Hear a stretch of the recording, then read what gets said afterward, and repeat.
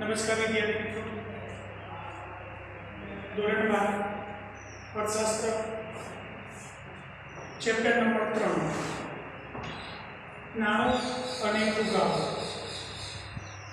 પરીક્ષા લક્ષી ખૂબ જ અગત્યનું અને મહત્વનું ચેપ્ટર છે નાણો અને ફુગાવો।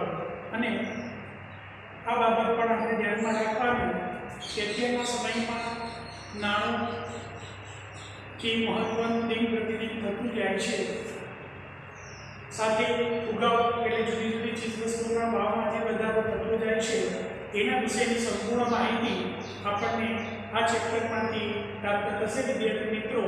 એટલે તમે અહીંયા જોતા જાઓ કે નાણું અને ફુગાવો। તો નાણાંની સમજૂતી મેળવતા પહેલા કેટલીક બાબતો આપણે ધ્યાનમાં રાખવી પડે। હવે આપણે પણ વિદ્યાર્થી મિત્રો જાણીએ છીએ કે આપણે કોઈ પણ આર્થિક પ્રવૃત્તિ હોય તો આર્થિક પ્રવૃત્તિઓને જો કેન્દ્ર સ્થાને કોઈ હોય તો એ નાણું છે, જેને આપણે મની તરીકે ઓળખીએ છીએ। આપણી જે આર્થિક પ્રવૃત્તિઓ થાય છે બધી જ આર્થિક પ્રવૃત્તિઓના કેન્દ્ર સ્થાને નાણું છે। એનો મતલબ કે નાણાંનું મહત્વ કોઈ પણ આર્થિક પ્રવૃત્તિ કરવી હોય તો પહેલા નાણાંની જરૂરિયાત ઊભી થાય। એટલે આ બાબત આપણે ધ્યાનમાં રાખીશું।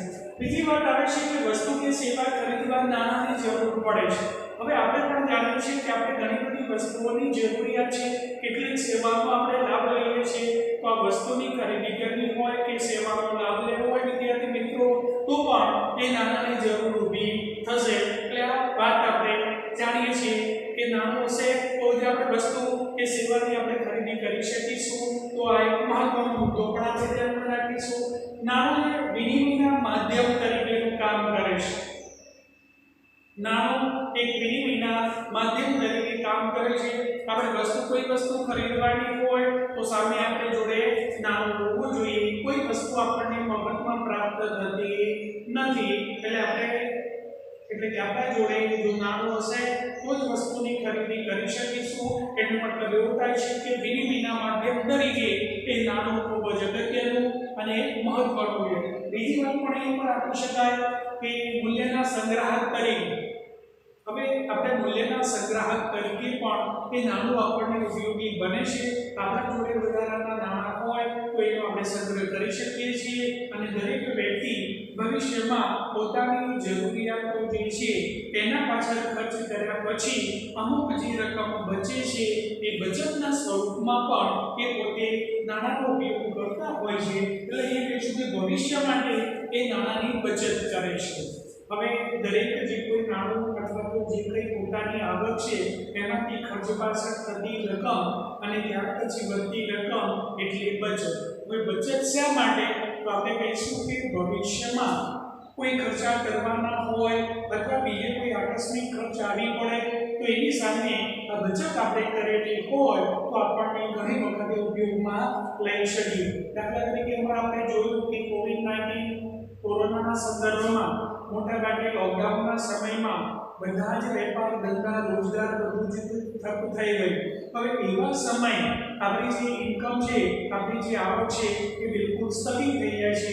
આપણા જોડે કોઈ ઇન્કમ નથી, આવક નથી। હવે 3 કે 4 મહિના સુધી હવે આપણે જે કોઈ ખર્ચ કરવાના છે, જીવન જરૂરિયાતની જે ચીજવસ્તુઓ છે એ તો આપણે ખરીદવી જ પડશે। તો આપણે જો બચત કરેલી હશે અથવા તો કોઈ ભવિષ્ય માટે આપણે પ્લાનિંગ કરેલું હશે તો આ બચતનો ઉપયોગ આપણે આવી કોઈ આકસ્મિક જરૂરિયાત ઊભી થાય અથવા હવે કોઈ મહામારી આવે તો એની સામે આપણે રક્ષણ મેળવી શકીએ। એટલે આપણા લોકો બચત કેમ કરે છે?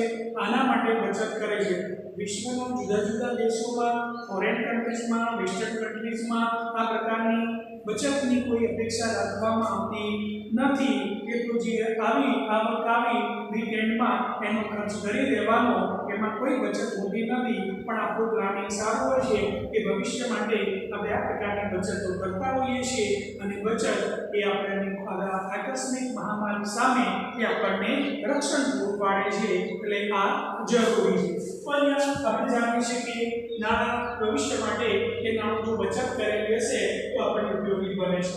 એ પ્રમાણે વાત આગળ વધારીએ તો મિત્રો માનવી એક જરૂરિયાતોનું પોટલું છે।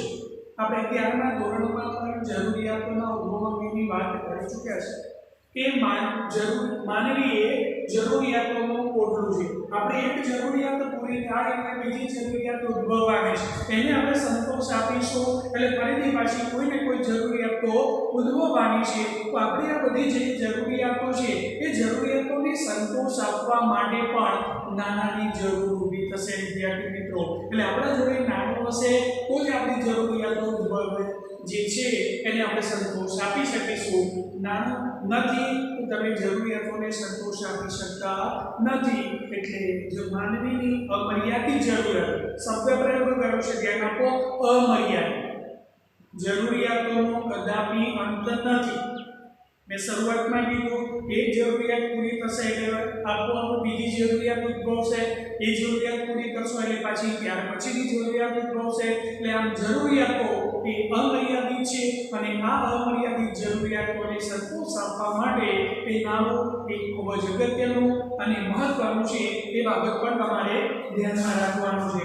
હવે આપણે પણ જાણીએ છીએ કે પહેલાના સમયમાં પરસ્પર વિનિમય દ્વારા આપણી જે જરૂરિયાતો એને આપણે સંતોષ આપતા હતા. દાખલા તરીકે કોઈ વ્યક્તિ ઘઉંનું ઉત્પાદન કરે, કોઈ વ્યક્તિના ગાય અથવા તો એના જોડે દૂધનું ઉત્પાદન હોય તો સામે વિનિમય આપણે એને સામે ઘઉં આપીશું, સામે ઘી આપી કે દૂધ આપી કે આપણે જે જરૂરિયાતવાળી વસ્તુ છે એ આપણને આપે તો આવી જરૂરિયાતો સામે વિનિમય થતો, વસ્તુની આપલે થતી અને એના દ્વારા એ પોતે પોતાનું જીવન એ ગુજારતા હતા. કારણ કે પહેલાના સમયમાં જે જરૂરિયાતો હતી એ મર્યાદિત હતી અને મર્યાદિત જરૂરિયાતો હતી માટે એ વિનિમયમાં એનો ઉપયોગ કરવામાં આવતો હતો એ પણ આપણે જાણીશું. હવે વસ્તુ સામે વસ્તુ કે સેવાની આપલે કરવામાં આવતી. મેં તમને કીધું કે આપણે જે કોઈ વસ્તુનું ઉત્પાદન કર્યું છે, બીજી કોઈ વ્યક્તિ બીજી વસ્તુનું ઉત્પાદન કર્યું છે. માન લો કે આપણે ઘઉંનું ઉત્પાદન કર્યું, સામેની વ્યક્તિએ ચોખાનું ઉત્પાદન કર્યું છે. સામેના વ્યક્તિને ઘઉંની જરૂરિયાત છે, આપણે ચોખાની જરૂરિયાત છે. તો આપણે શું કરીશું? જે તે વ્યક્તિને આપણે ઘઉં આપીશું અને એ વ્યક્તિ સામે આપણને ચોખા આપશે. એટલે વસ્તુની સામે વસ્તુની આપે. તો આ પ્રકારનો પણ વ્યવહાર એ શરૂઆતમાં જોવા મળતો. હવે એક પ્રકારે વસ્તુ કે સેવાની પણ આપણે આપલે કરીને પણ એ આપણો જરૂરિયાતો એ પૂરી કરી શકતા હતા. હવે વસ્તુ વિનિમય પ્રથા અથવા તો સાટા પદ્ધતિ એટલે શું એને આપણે ધ્યાનમાં રાખી અને આગળ વધારવામાં આવે તો અહીંયા આપણે સાટા પદ્ધતિ એટલે શું અથવા તો વિનિમય પ્રથા એટલે શું એવો જ્યારે પણ એક ગુણનો પ્રશ્ન મળે તો એના સંદર્ભમાં આપણે ધ્યાનમાં રાખીશું કે સાટા પદ્ધતિનો અર્થ અથવા તો વિનિમય પ્રથા કોને કહેવાય.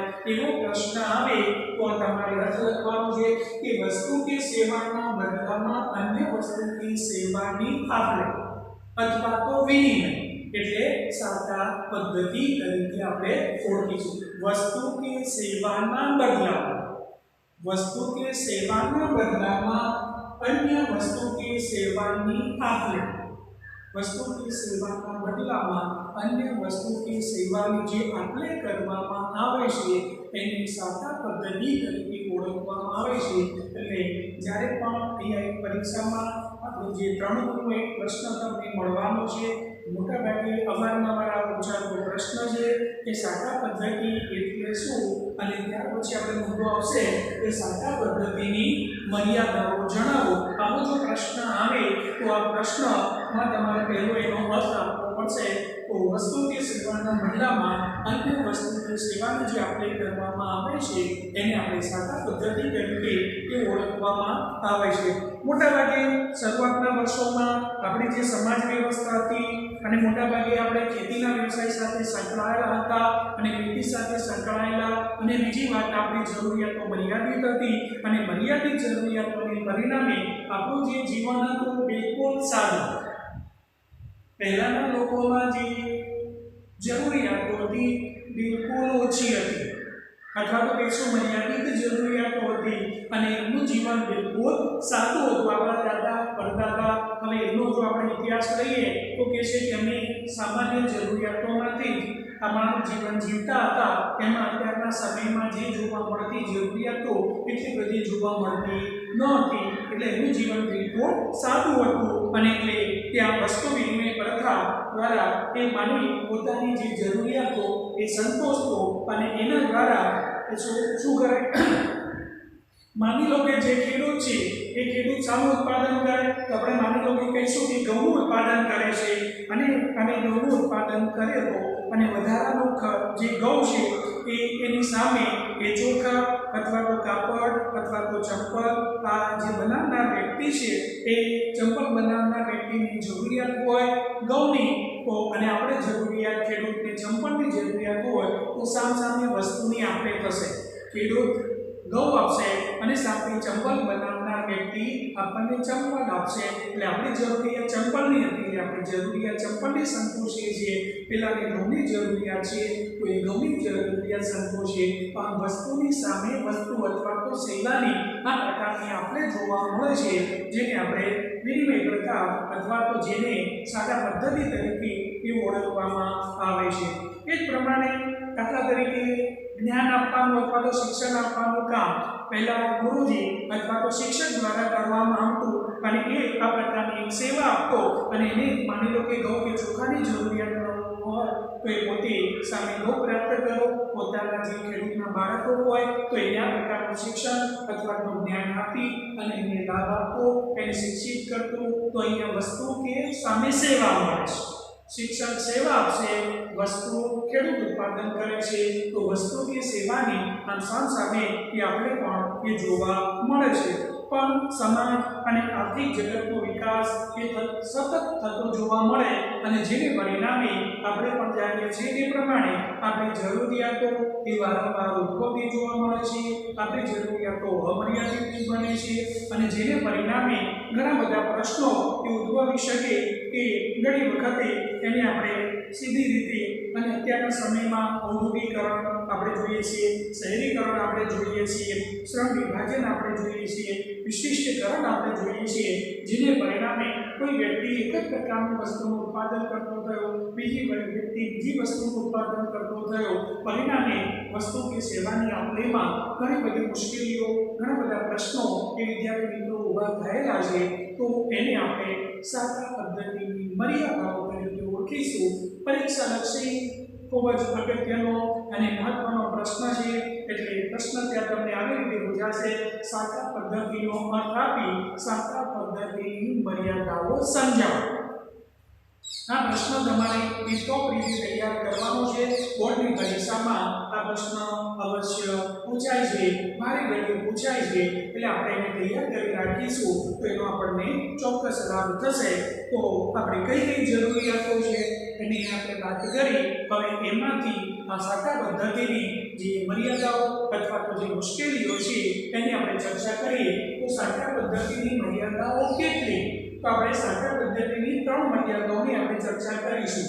નંબર 1 આવશે જરૂરિયાતોનો મેળ બેસાડવાની સમસ્યા, નંબર 2 આવશે મૂલ્યના સંગ્રહની મુશ્કેલી અને નંબર 3 આવશે મૂલ્ય માપનની મુશ્કેલી। તો આ 3 સમસ્યાઓ અથવા તો જે મર્યાદાઓ છે એને આપણે ચર્ચામાં લેવાની છે, તેનો આપણે વિગત અભ્યાસ કરવાનો થશે। તો એમાં પહેલી જરૂરિયાત આવે છે જરૂરિયાતોનો મેળ બેસાડવાની સમસ્યા। હવે આપણે પણ જાણીએ છીએ કે વ્યક્તિ આર્થિક સામાજિક વિકાસ થવાની સાથે માણસની જરૂરિયાતો પણ એ આપણે વધતી જાય છે અને અર્થતંત્ર એ મોટાભાગે સરળમાંથી જટિલ બન્યું છે। નવી ને નવી શોધો થતી જાય, નવી નવી જરૂરિયાતો ઉદ્ભવતી થાય, આપણું આર્થિક જે અર્થતંત્ર છે એ પણ ઝડપથી એ સરળમાંથી એ જટિલ બન્યું છે અને સરળમાંથી જટિલ બન્યું પરિણામે ઘણી વખતે આપણે એની સામેની જે સમસ્યા ઊભી શું થાય છે કે પહેલામાં ઘઉં આપીને ચોખા મેળવવા કે સામે ચોખા આપી અને કોઈ વસ્તુ કાપડ મેળવવું અથવા તો એ સરળ હતું અને સરળતાથી એની આપણે કરી શકતા, પરંતુ કેટલીક વખત એવું જોવા મળે કે જેની પાસે ચોખા હતા તેની ઘરની જરૂરિયાત ન હતી, એટલે આપણે માની લો કે ઘઉંની જરૂર આપણે જોડે ઘઉં ઉત્પાદન કર્યા, સામેની વ્યક્તિ ચોખાનું ઉત્પાદન કર્યું છે, આપણે ઘઉંનો ચોખાની જરૂરિયાત છે, પણ કેટલીક વખત એવું જોવા મળે કે ચોખાના ઉત્પાદન કરતી વ્યક્તિને ઘઉંની જરૂરિયાત નથી. હવે તો આપણે કેવી રીતે કરશું? તમે ઘઉં આપો છો પણ એને ઘઉંની જરૂરિયાત નથી, તમારે ચોખાની જરૂરિયાત છે, સામેની વ્યક્તિને ઘઉંની જરૂરિયાત નથી, તો આવા એક મુશ્કેલી ઊભી થઈ. તમારે વિનિમય કરવો છે, સરકારમાં વસ્તુ આપી છે, તમે ઘઉં આપો, સામે ચોખા મળે છે, પણ સામેની વ્યક્તિને એ ઘઉંની જરૂરિયાત નથી, તો અહીંયા એક સમસ્યા ઊભી થાય છે કે તમે આપવા તૈયાર છો પણ સામેની વ્યક્તિ એ વસ્તુ મેળવવા માટે તૈયાર નથી. એને ચોખાના બદલામાં કાપડની જરૂર હતી. હવે ઘઉંની જરૂર નથી પણ એને શાની જરૂર ઊભી થાય છે વિદ્યાર્થી મિત્રો? એ કાપડની જરૂરિયાત ઊભી થાય છે. હવે તમારા જોડે તો કાપડ છે ને, તો ત્યાં વિનિમય થશે નહીં, કારણ કે તમે ઘઉં ઉત્પાદન કરે છે, પહેલા ચોખા ઉત્પાદન કરે છે, તમારે ચોખાની જરૂરિયાત છે પણ સામેની વ્યક્તિને કાપડની જરૂરિયાત છે, ત્યાં વિનિમય થતો નથી. પરિણામે આ એક સમસ્યા અથવા તો મુશ્કેલી ઊભી થાય છે. હવે જેની પાસે કાપડ હતું તેને ચોખાના બદલામાં નહીં પણ ઘીના બદલામાં કાપડ આપવાનું હતું. અહીંયા પાછો બીજો પ્રશ્ન આવે કે ચોખા ઉત્પાદન કરનારને કાપડની જરૂરિયાત ઊભી હતી. હવે કાપડની જરૂરિયાત ઊભી થઈ. હવે કાપડ બનાવનાર વ્યક્તિને ચોખાની જરૂરિયાત નથી પણ એને શાની જરૂરિયાત છે? ઘીની જરૂરિયાત. અહીંયા એકબીજા સાથે આપલે થાય તો જ સાચા પદ્ધતિ અથવા તો વિનિમય શક્ય બને. ઘઉં આપે છે ચોખાવાળાને પણ ચોખાવાળાને ઘઉંની જરૂરિયાત નથી. ચોખાવાળાને ઉત્પાદન કરનાર વ્યક્તિને કાપડની જરૂરિયાત છે પણ કાપડ ઉત્પાદન કરનારને ચોખાની જરૂરિયાત નથી પણ કાપડ બનાવનારને ઘીની જરૂરિયાત છે. તો અરસપરસ આપલે થાય તો જે શક્ય બને પણ અરસપરસ આપલે થતી નથી. દરેકની જરૂરિયાત કંઈક જુદી જોવા મળે છે, એટલે અહીંયા વિનિમય થતો નથી અને વિનિમય ન થાય તો એ સાચા પદ્ધતિ અથવા તો વિનિમય શક્ય બનતો નથી. તો આમ વસ્તુ વિનિમય પ્રથામાં પરસ્પર મેળ બેસાડવાની આ એક સમસ્યા ઊભી થાય છે. તો અહીંયા આપણે જરૂરિયાતોને મેળ બેસાડવાની સમસ્યા સામે ઘઉં ઉત્પાદન કરનાર અને ચોખા ઉત્પાદન કરનાર એકબીજા એકની ઘઉંની જરૂરિયાત હોય, એકની ચોખાની જરૂરિયાત હોય તો પરસ્પર મેળ બેસે. પણ પહેલાની કંઈક જુદી વસ્તુ છે, પહેલાની પણ કંઈક જુદી જરૂરિયાત છે, તો અહીંયા મેળ બેસતો નથી. તો મેળ બેસતો નથી તો અહીંયા સાચા પદ્ધતિમાં આ એક મુખ્ય સમસ્યા અથવા તો મુશ્કેલી ઉદ્ભવે છે. અને બીજી વાત કે અહીંયા જે તે વસ્તુનું આપણે કેટલીક વખતે વિભાજન કરી શકતા નથી, એટલે અવિભાજ્ય વસ્તુ સામે વિભાજ્ય વસ્તુનો વિનિમય કેવી રીતે કરવો તે પ્રશ્ન પણ ઉપસ્થિત થાય છે. માની લો કે કોઈ વખતે ઘઉંના બદલામાં ગાયની આપણે થતી હોય, અહીંયા અવિભાજ્ય અને વિભાજનની આપણે વાત કરીએ. ઘીનું અથવા તો ચોખા કે ઘઉંનું આપણે વિભાજન કરી શકીએ છીએ, પણ અમુક વસ્તુ એવી હોય તેનો અવિભાજન અથવા તો એને વિભાજન આપણે કરી શકતા નથી. તો એવા સમયે શું? તો ત્યાં પણ મેળ બેસાડવાની સમસ્યા ઊભી થશે. તો આપણો પહેલી મુશ્કેલી અથવા તો મર્યાદા એ જરૂરિયાતોનો મેળ બેસાડવાની જે સમસ્યા અથવા તો જે મુશ્કેલી છે એ આપણે સમજીશું. નંબર 2 આવે છે મૂલ્યના સંગ્રાહકની મુશ્કેલી. હવે મૂલ્યના સંગ્રહની જે મુશ્કેલી, તો વિનિમય પ્રથાની અંદર વ્યક્તિને મૂલ્યના સંગ્રહની બાબતમાં વ્યાપક મુશ્કેલીનો સામનો કરવો પડતો અને અહીંયા એ મૂલ્ય એટલે આપણે વિનિમય મૂલ્ય તરીકે જ ઓળખીશું. મૂલ્યના સંગ્રાહક તરીકેની મુશ્કેલી. હવે એમાં કઈ મુશ્કેલી ઊભી થાય છે તો એની પણ આપણે વાત કરીએ કે ઘઉંનું ઉત્પાદન કરતા ખેડૂત ઉત્પાદન કરી ઘઉંના બદલામાં ચંપલ કે કાપડ મેળવે, પણ દિન પ્રતિદિન ઉત્પાદન અને ઉત્પાદકતા વધતા વધેલા ઘઉં સાચવવા કેવી રીતે એવો એક પ્રશ્ન ઉપસ્થિત થાય છે. હવે આપણી જરૂરિયાત પૂરતા ઘઉંનું આપણે ઉત્પાદન કરીશું તેમાં કોઈ પ્રશ્ન નથી આવતો, પણ જેમ જેમ સમય આગળ વધતો જાય છે, નવા ને નવા સંશોધનો થતા જાય છે, નવી રિસર્ચ વેરાયટીઓ બજારમાં આપી જાય છે, પરિણામે શું થાય છે? આપણે ઘઉંનું ઉત્પાદન જે થતું પહેલાના સરખામણીમાં હવે એનું ઉત્પાદન આપણે વધારે કરતા થયા અને પરિણામે શું થશે? આપણી જરૂરિયાત કરતાં વધારે આપણે ઘઉંનું ઉત્પાદન કર્યું છે.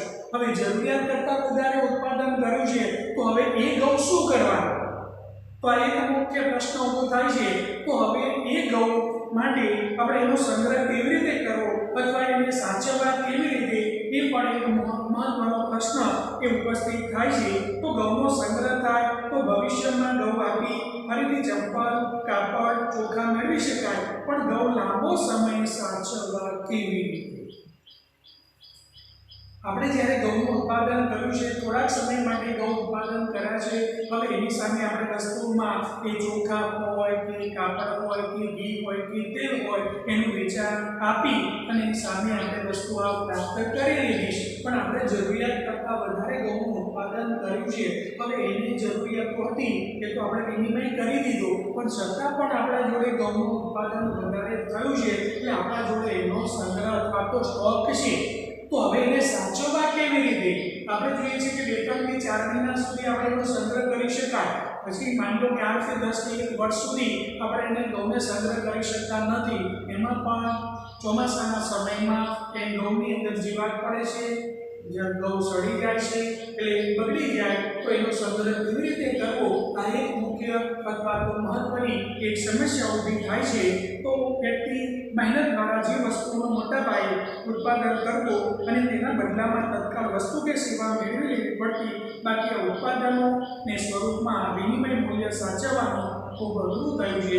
એટલે જરૂરિયાત પૂરતા ઉત્પાદન હતો ત્યારે કોઈ પ્રશ્ન નહોતો, પણ જરૂરિયાત કરતાં વધારે ઉત્પાદન કરતા થયા પરિણામે આ એક મૂલ્ય સંગ્રહની એક સમસ્યા ઊભી થઈ। દરેક વસ્તુ માટે આ પ્રકારનો સંગ્રહ આપણે લાંબો સમય સુધી કરી શકતા નથી, એટલે સાદા પદ્ધતિમાં મૂલ્યના સંગ્રાહકની ત્યાર પછીની એક સમસ્યા આપણને મળે એટલે બીજી બધી મર્યાદા મૂલ્યના સંગ્રાહકની મુશ્કેલી। નંબર 3 આવે છે મૂલ્ય માપનની મુશ્કેલી। માપન આ એક પણ મહત્વનો પ્રશ્ન છે કે જે તે વસ્તુનું જે મૂલ્ય છે એને માપન કેવી રીતે કરવું એ પણ એક સમસ્યા ઊભી થાય છે। દાખલા તરીકે શ્રમ વિભાજન અને વિશિષ્ટીકરણ પછી ઔદ્યોગિક આર્થિક જગતમાં વસ્તુ અને સેવાના મૂલ્ય એક માપનનો પ્રશ્ન પણ એક ખૂબ અગત્યનો બન્યો છે। શ્રમ વિભાજન થયું, વિશિષ્ટીકરણ થયું, ઔદ્યોગિકરણ થયું, આર્થિક જગતમાં સતત વસ્તુઓના ઉત્પાદનો થતા ગયા, હવે દરેક વસ્તુનું ઉત્પાદન વધારે થવા લાગ્યું, પરિણામે એનું ચોક્કસ મૂલ્ય કેટલું એનું માપન આપણે જાણી શકતા નથી, પરિણામે પણ ઘણી બધી સમસ્યાઓ એ ઉદ્ભવે છે। હવે આ બાબત આપણે ધ્યાનમાં રાખીશું। હવે એના માટે શું કે મૂલ્યના માપનનો પ્રશ્ન પણ ખૂબ અગત્યનો બન્યો। ઘઉં સામે ચોખાનું વિનિમય કરવાનું હતું ત્યાં સુધી બરોબર, આપણે ઘઉં આપી અને ચોખા પ્રાપ્ત કરતા હતા ત્યાં સુધી બરોબર છે, પણ જ્યારે એની સામે આપણે કાપડ ઘી કે તેલ જેવી વસ્તુની જરૂરિયાત ઊભી થાય તો એની સામે આપણે કયું માપન રાખીશું એ સ્પષ્ટ નથી। તો એની અહીંયા પણ આપણને વાત કરે છે વિદ્યાર્થી મિત્રો કે અનેક વસ્તુઓ આવી કે જેને વિનિમયનો દર યાદ રાખવો એ નક્કી કરવો મુશ્કેલ છે। હવે વિનિમયનો દર પણ આપણે ધ્યાનમાં રાખવો કે ઘઉંના બદલામાં ચોખાની આપણે આપલે કરી, પણ માની લો કે વ્યક્તિને કાપડની જરૂરિયાત હોય તો કાપડનું મૂલ્ય પણ ધ્યાનમાં રાખવું પડે, એનું માપન ધ્યાનમાં રાખવું પડે, ઘીનું માપન ધ્યાનમાં રાખવું પડે, તેલનું માપન ધ્યાનમાં રાખવું પડે। આ એક સમસ્યા ઊભી થાય છે અને જેને પરિણામે લાંબા ગાળે એ મુશ્કેલી સર્જી શકે છે। એટલે કહીશું કે વિનિમયનો દર એ યાદ રાખવો પડે અથવા તો એના માટે નક્કી કરવું પડે। 1 મણ ઘઉં બરાબર 2 મણ ચોખા। ધ્યાનમાં રાખજો વિદ્યાર્થી મિત્રો, આ એક માપ છે કે 1 મણ ઘઉં તમે આપો તો સામે તમને કેટલા મણ ચોખા આપશે? 2 મણ ચોખા આપશે, એટલે આ સીધો વિનિમય થયો, એટલે આપણને એમાં કોઈ વિનિમય દર આપણે જાણી લીધો। પણ બીજો પ્રશ્ન શું થાય છે કે 1 મણ ઘઉં બરાબર 10 મીટર કાપડ। 1 મણ ઘઉં આપીશું તો આપણને સામે કેટલું કાપડ મળે છે? 10 મીટર કાપડ મળે છે। 1 મણ ઘઉં બરાબર કિલો ઘી, તો કિલો ઘી બરાબર કેટલું કાપડ? પેલા તો માપનની આપણને ખબર પડી ગઈ વિદ્યાર્થી મિત્રો, 1 મણ ઘઉં બરાબર 2 મણ ચોખા, ખબર પડી ગઈ વાત। બીજો માપ આપણને વિનિમય દર છે 1 મણ ઘઉં બરાબર 10 મીટર કાપડ, બરોબર છે। 1 મણ ઘઉં બરાબર 1 કિલો ઘી, આ પણ માપનની આપણને ખબર પડી ગઈ, પણ પ્રશ્ન ત્યારે ઊભો થશે કે 1 કિલો ઘી બરાબર કેટલું કાપડ? એના માટે આપણા જોડે કોઈ ચોક્કસ માપદંડ નથી અથવા આપણા જોડે વિનિમય દર નથી.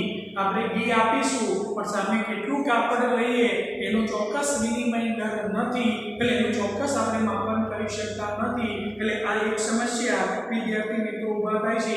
અને એક સાથે અને કેટલા ચોખા 1 કિલો ઘી બરાબર કેટલા ચોખા આપવા આ પણ નક્કી કરવું એ શક્ય નથી. અને પરિણામે આ વેપાર કરવો એ અઘરો બન્યો અને જે પરિણામે એ સર્વસામાન્ય માપદંડની જરૂરિયાત ઊભી થઈ કે બધાનું ચોક્કસ માપન આપણે કરી શકીએ એવો બધાને સર્વસામાન્ય કોઈ માપદંડ આપણા જોડે હોય તો જ એ વિનિમય શક્ય બને. તો આ 3 અગત્યની અને મહત્વની મર્યાદાઓ એટલે કે મુશ્કેલીઓ તમારે ધ્યાનમાં રાખવી. જરૂરિયાતોનો મેળ બેસાડવાની સમસ્યા, મૂલ્યના સંગ્રહની મુશ્કેલી અને ત્યાર પછી મૂલ્યના માપન અથવા તો વિનિમય દરની જે મુશ્કેલી હતી આ મુશ્કેલીઓને કારણે આપણે સામાન્ય રીતે આપણે મેળ બેસાડી શકતા નહોતા. ઘણી બધી તકલીફો ઊભી થતી અને એમાંથી આ વસ્તુ વિનિમય પ્રથાનો એ અંત આવ્યો અને એમાંથી સાની શોધ થઈ વિદ્યાર્થી મિત્રો? તો આપણે કહીશું નાણાંની શોધ થઈ.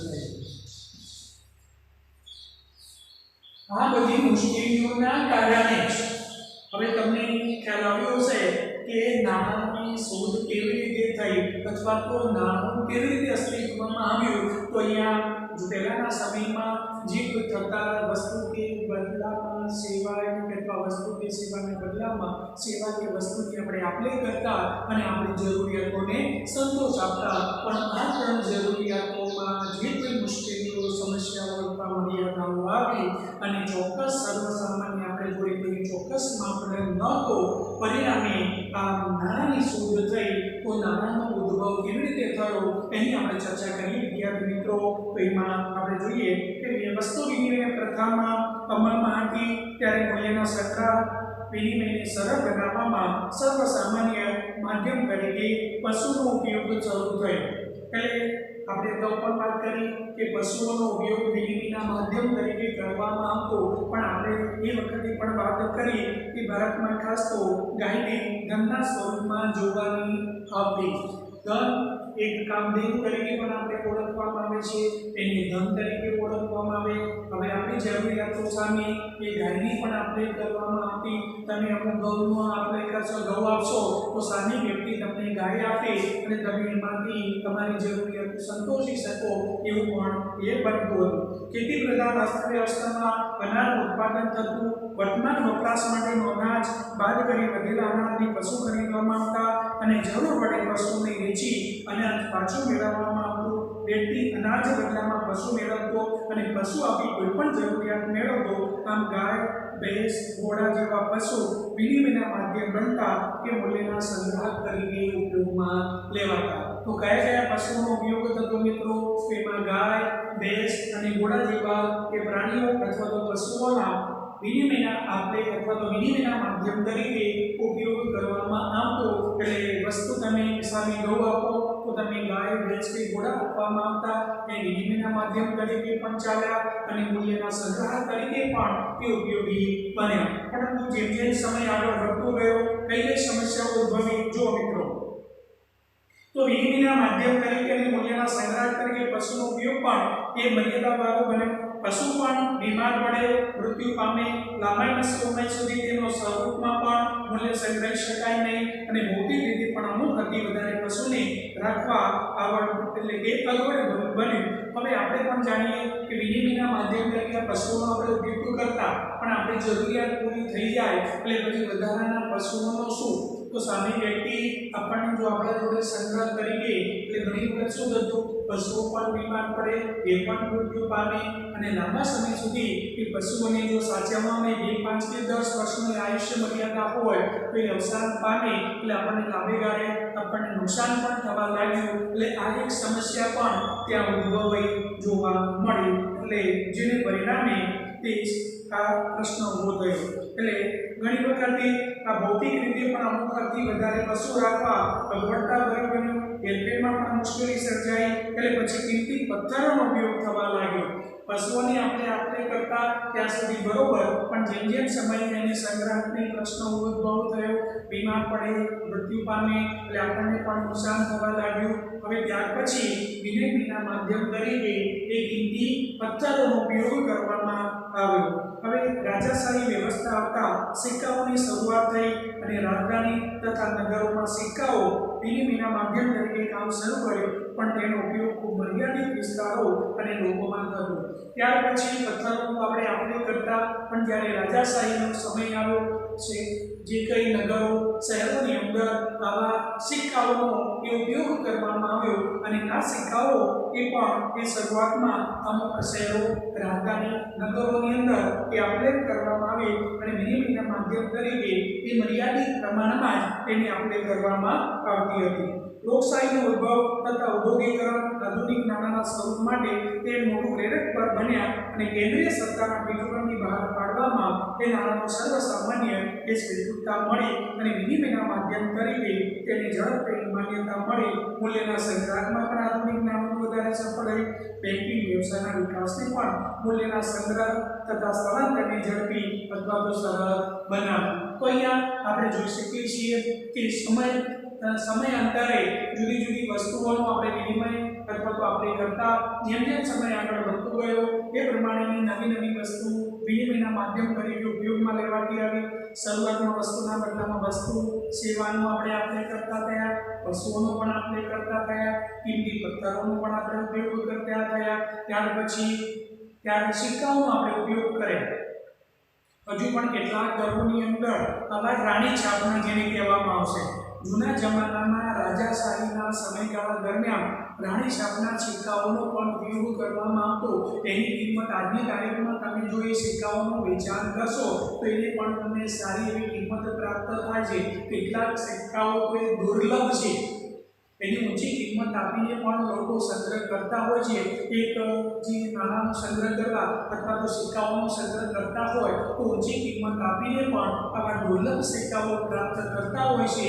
તો અહીંયા ત્યાર પછી ક્રમશઃ એ નાણાંની શરૂઆત થઈ અને જેમ જેમ ઔદ્યોગિકરણ થતું ગયું, ઉદ્યોગની સ્થાપના થતી ગઈ, આપણી જરૂરિયાતો વધતી ગઈ, એમ નાણાંનો ઉદ્ભવ થતો ગયો અને જે નાણું એક વિનિમયના માધ્યમ તરીકે અને ત્યાર પછી મૂલ્યના સંગ્રહક તરીકે પણ, અને બીજી વાત એ માપનમાં પણ એની સરળતા એ વધવાને કારણે એ નાણું આપણે વિનિમયના માધ્યમ તરીકે બધાને સ્વીકાર્ય હોય, સર્વ સ્વીકૃત રીતે બધાએ સ્વીકાર્યું છે.